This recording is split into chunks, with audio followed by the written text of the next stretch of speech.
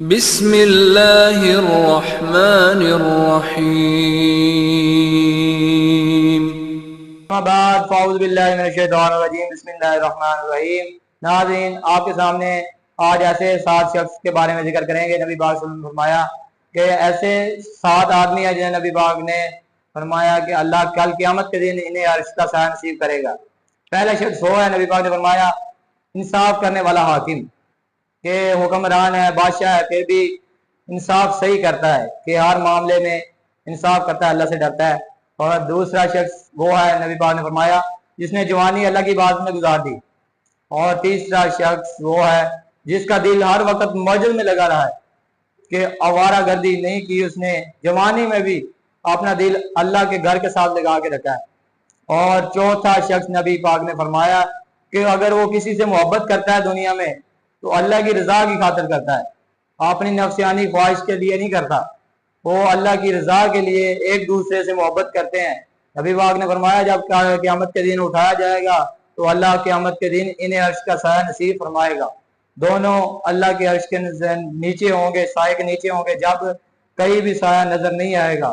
اور پانچواں شخص نبی پاک نے فرمایا کہ جس کو کسی حسین عورت نے گناہ کی دعوت دی اور اس نے اللہ سے ڈر کے بولا کہ مجھے اللہ سے ڈر لگتا ہے کہ میں یہ گناہ نہیں کر سکتا، جس طرح یوسف علیہ السلام نے فرمایا تھا کہ قال معاذ اللہ، مجھے اللہ سے ڈر لگتا ہے، اس طرح اس نوجوان نے بھی فرمایا کہ مجھے اللہ سے ڈر لگتا ہے، میں یہ کام نہیں کر سکتا۔ نبی پاک نے فرمایا کہ قیامت کے دن اللہ اسے عرش کا سایہ نصیب کرے گا۔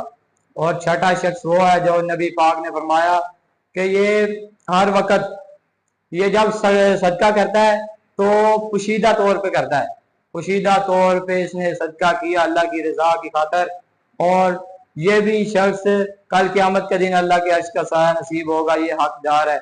اور ساتواں شخص نبی پاک نے فرمایا جو تنہائی میں بیٹھے بیٹھے کسی اور کو یاد نہیں کرتا، فضول سوچیں اپنے ذہن میں نہیں دوڑاتا۔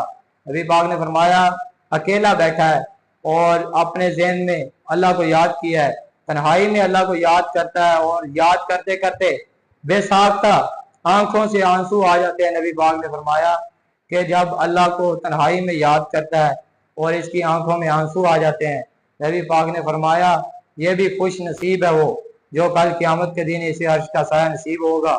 اور یہ سوچنے کی بات یہ ہے کہ آج آپ یہ غور کریں کہ یہ 7 قسمیں ایسی ہیں جنہیں اللہ قیامت کے دن عرش کا سایہ نصیب کرے گا۔ اگر آپ کے اندر ایک بھی خصوصیت ایسی آ جائے تو آپ یہ خوش نصیب ہیں۔ 7 آپشن ہیں آپ کے پاس، میری دعا ہے کہ اللہ آپ کو ان میں سے ایک آپشن جو آپ کو نصیب فرما دے، کل قیامت کے دن آپ بھی اللہ کے عرش کے سائے کے نیچے ہوں۔ آخر دعوانا الحمدللہ رب العالمین۔